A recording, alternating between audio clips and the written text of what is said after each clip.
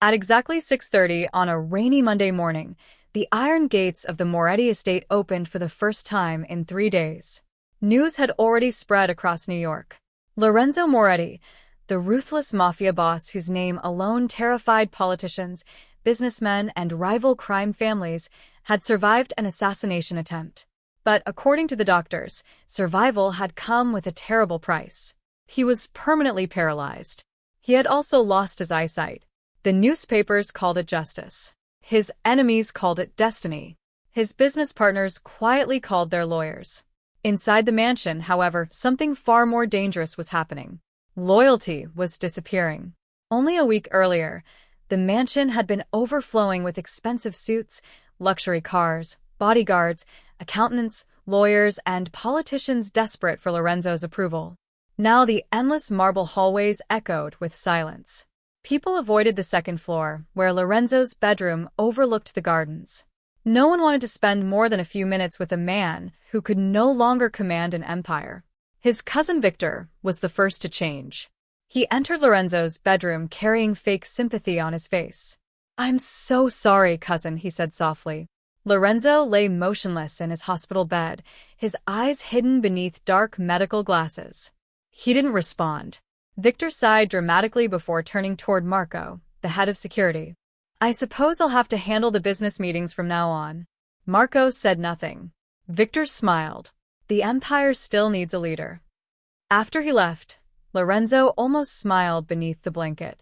Exactly as expected. Later that afternoon, Lorenzo's longtime financial advisor arrived. He didn't ask how Lorenzo felt. Instead, he quietly placed several folders on the bedside table. There are a few documents requiring signatures. Marco frowned. "Mr. Moretti can't even see them."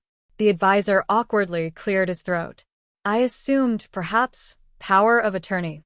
Lorenzo remained perfectly still. 5 minutes later, the advisor hurried away. Another test completed. Another person exposed.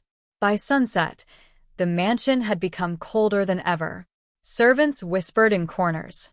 Bodyguards exchanged nervous looks. Some staff members quietly packed their belongings. Everyone believed the king had fallen.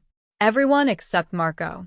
For nearly 15 years, Marco had protected Lorenzo through gang wars, betrayals, and assassination attempts. Late that evening, he locked Lorenzo's bedroom door. Only then did Lorenzo slowly open his eyes. "They're moving faster than I expected," Lorenzo said calmly. Marco crossed his arms. "You were right." Lorenzo carefully sat upright in bed. His legs moved normally. His eyesight was perfectly clear. The medical reports, the wheelchair, the blindness, everything had been carefully staged with the help of one trusted doctor. It was the only way to discover who remained loyal after power disappeared. "When a man has money," Lorenzo said quietly, "everyone claims to love him." Marco nodded. "But when that money seems useless, you meet the real people." Marco looked toward the security monitors. "Victor has already contacted 3 rival investors." "I know." The accountant copied confidential files. "I know." The house manager is selling information. "I know." Marco stared at him. "You already knew?" Lorenzo smiled slightly. "I wanted proof." Marco couldn't help admiring him. Even pretending to be helpless, Lorenzo remained 3 moves ahead of everyone else. Just then, a gentle knock interrupted them. Both men froze. Marco quickly helped Lorenzo lie flat again. His eyes closed. His body became completely motionless. "Come in," Marco called.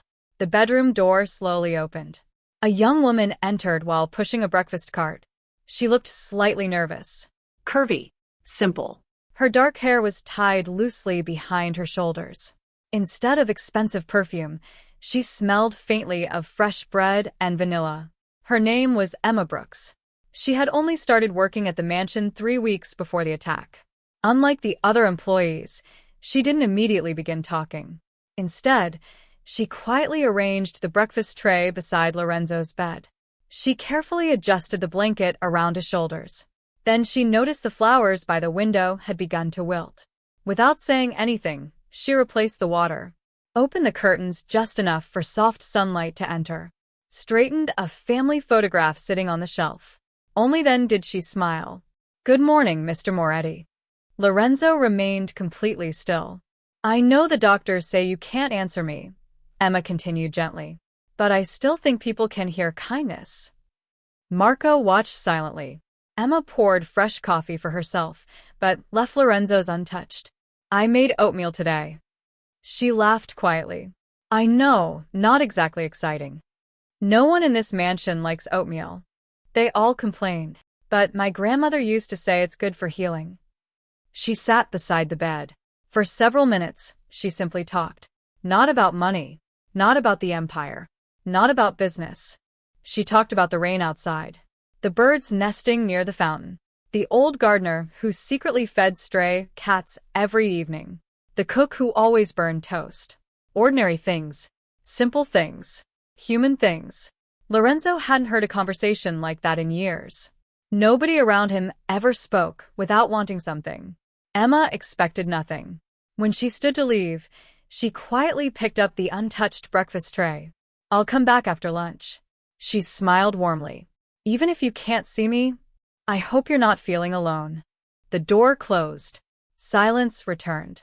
Almost immediately, Lorenzo slowly opened his eyes. Marco noticed something unusual. For the first time since the fake accident, the legendary Mafia boss looked genuinely surprised. "She didn't ask about the money," Lorenzo murmured. Marco shook his head. "She probably doesn't even know who you really are." Lorenzo looked toward the closed bedroom door. "No," he said thoughtfully. "She treated me like I was just another human being." Outside the bedroom, Emma walked quietly down the long marble hallway. She had no idea that behind the closed door, the man she believed was blind had watched every single movement she made. And for the very first time since beginning his dangerous test, Lorenzo Moretti had found someone whose kindness didn't seem to depend on his power. Over the next several days, the Moretti mansion settled into a strange routine. Every morning, expensive lawyers arrived carrying contracts. Every afternoon, business partners stopped by for only a few minutes before making excuses to leave. Every evening, relatives wandered through the mansion pretending to be concerned while secretly discussing Lorenzo's fortune. From his bed, Lorenzo listened to everything. Because everyone believed he was blind, they spoke carelessly. Victor, his ambitious cousin, had practically taken over the mansion. He gave orders to the staff as though he already owned the estate. "The second garage belongs to me now," Lorenzo overheard Victor saying one afternoon. "And move father's paintings into my office. Lorenzo won't be needing them anymore." Another servant whispered nervously, "But Mr. Moretti is still alive." Victor laughed. "Alive isn't the same as powerful." Lorenzo clenched his fists beneath the blanket. Marco noticed, but remained silent. The test was working exactly as planned. Every greedy person was exposing themselves without realizing it. Yet amid all the betrayal, one person remained exactly the same. Emma. Unlike the others, she never hurried through her duties. Every morning she greeted Lorenzo with a cheerful smile. "Good morning, Mr. Moretti." She carefully adjusted his pillows, opened the curtains just enough for sunlight to warm the room, changed the fresh flowers on the bedside table. Sometimes she read aloud from old novels she found in the mansion's enormous library. Other times she simply talked. She spoke about funny childhood memories.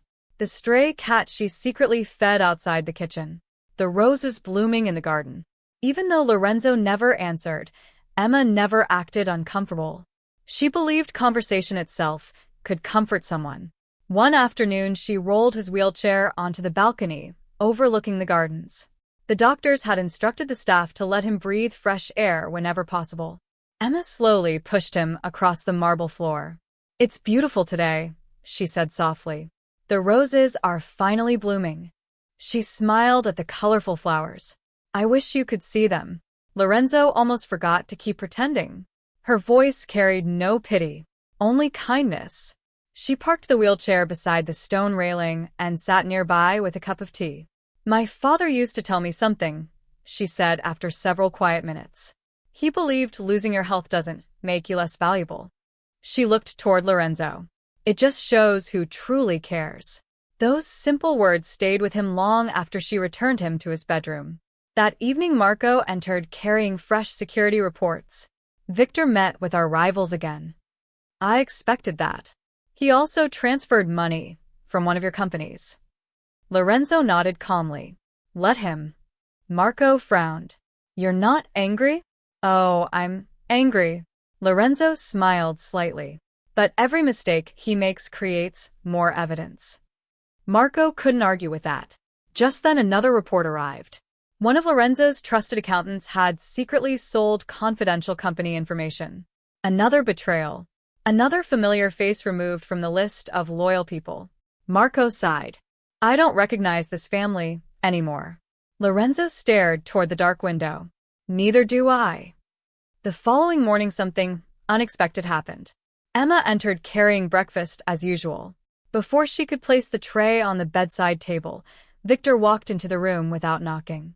His expensive suit was perfectly tailored. His fake smile looked even more polished. What are you doing? He asked sharply. Emma looked surprised. Serving breakfast. Victor glanced at the tray. He's barely eating. Emma lowered her eyes. The doctor said we should continue trying. Victor smirked. Wasting expensive food on someone who can't even taste it is pointless. Emma looked shocked. He's still a person. Victor's smile disappeared. You work here to clean, not to argue. Emma quietly picked up the tray. I'm sorry. Victor stepped closer. From now on, shorten your visits. 5 minutes. No unnecessary conversation. He can't hear you anyway. Emma looked toward Lorenzo. For a brief second, sadness crossed her face. Then she nodded politely. Yes, sir. Victor left. The room became silent again. Emma slowly set the breakfast tray down. She whispered softly, almost as if talking to herself. I don't believe that.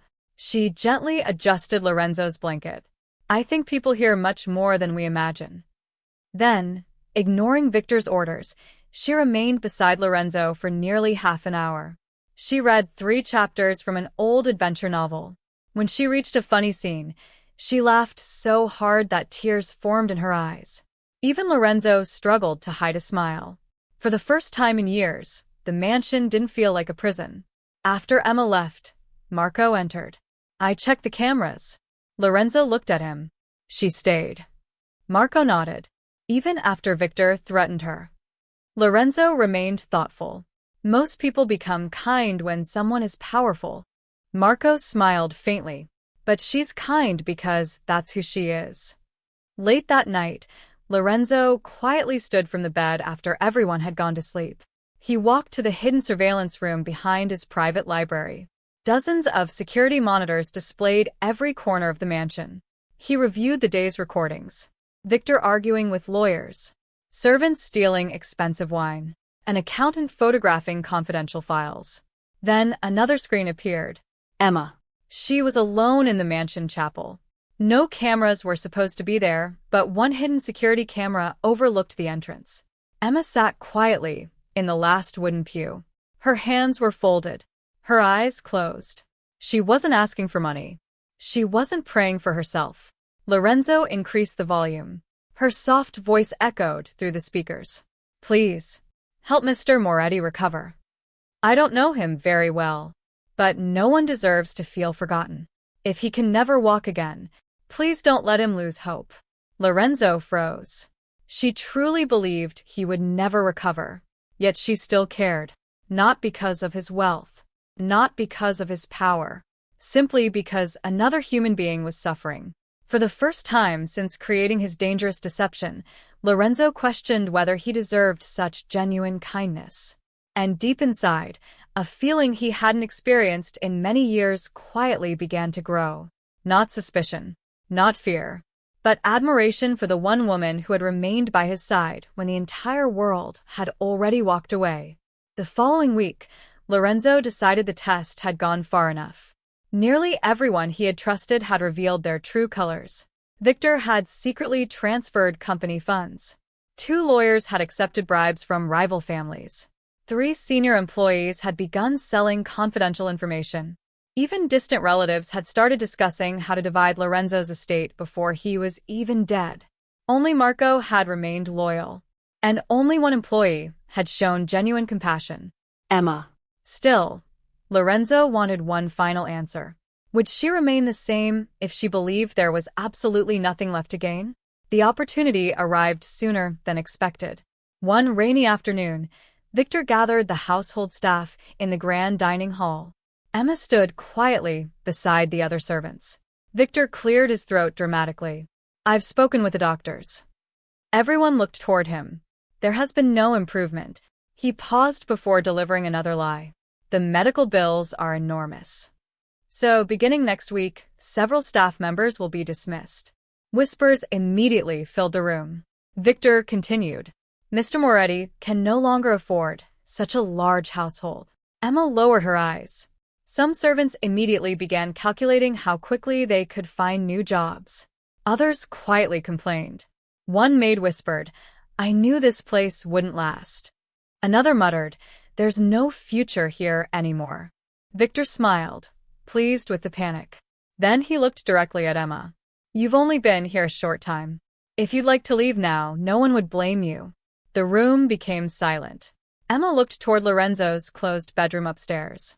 She thought for several seconds. Then she answered calmly. I'd rather stay. Victor frowned. You may not receive your full salary. Emma nodded. That's all right. You'll probably lose your job soon. She smiled politely. Then I'll find another one. Victor laughed. Why stay? Emma's answer surprised everyone. Because someone who's sick shouldn't wake up one morning and discover everyone has disappeared. No one spoke. Even the servants looked embarrassed. Victor's face hardened. Suit yourself. He walked away, clearly irritated. From the hidden security room, Lorenzo had watched every second on the surveillance monitors. He slowly leaned back in his chair. Marco smiled. I think you have your answer. Lorenzo nodded quietly. I do. That same evening, another problem arrived. Marco rushed into the surveillance room carrying a tablet. We have movement. Lorenzo looked at the screen. Victor and two outside investors had entered Lorenzo's private office. One of them held a portable safe scanner. They're opening her personal vault. Lorenzo stood immediately. So that's their final move. They believe you can't stop them. Lorenzo smiled. They're about to learn otherwise. For the first time in nearly 2 weeks, the wheelchair remained empty. Lorenzo walked confidently down the hidden hallway leading toward his office. Marco followed beside him. Meanwhile, Victor finally forced open the safe. Instead of stacks of cash, he found only documents. Confused, he picked up the first folder. Inside were photographs, bank records, audio transcripts, hidden camera screenshots, every illegal transfer, every secret meeting, every betrayal. Victor's face turned pale. Before he could react, the office doors slowly opened. Lorenzo Moretti walked inside. On his own feet, without assistance, without hesitation. The room froze. Victor stared as though he had seen a ghost. Lorenzo? You can walk. Lorenzo smiled coldly. I never stopped. One investor stepped backward. I thought you were blind. Lorenzo slowly removed the dark glasses from his eyes. And yet, I watched everything. Silence filled the office. Marco entered behind him with several loyal security officers. No one leaves. Victor's voice trembled. You lied to everyone. Lorenzo looked directly into his cousin's eyes. No. I revealed everyone. He placed the folders onto the desk. Every theft. Every betrayal. Every signature. Every meeting. I recorded all of it. Victor collapsed into a chair. It's not what you think. Lorenzo laughed quietly. It's exactly what I think. Within minutes, police investigators, who had secretly been cooperating with Lorenzo's legal team for weeks, entered the mansion. The corrupt investors were arrested. The dishonest accountant was taken away. Victor was handcuffed without another word. As police vehicles disappeared through the front gates, the mansion finally felt peaceful again. The next morning, Emma carried breakfast upstairs exactly as she always had. She knocked softly. When she entered, she nearly dropped the tray. Lorenzo stood beside the window, healthy, smiling. looking directly at her. Emma blinked several times. The doctors. Lorenzo smiled. They helped me tell a very necessary lie. Emma looked confused. You weren't. No.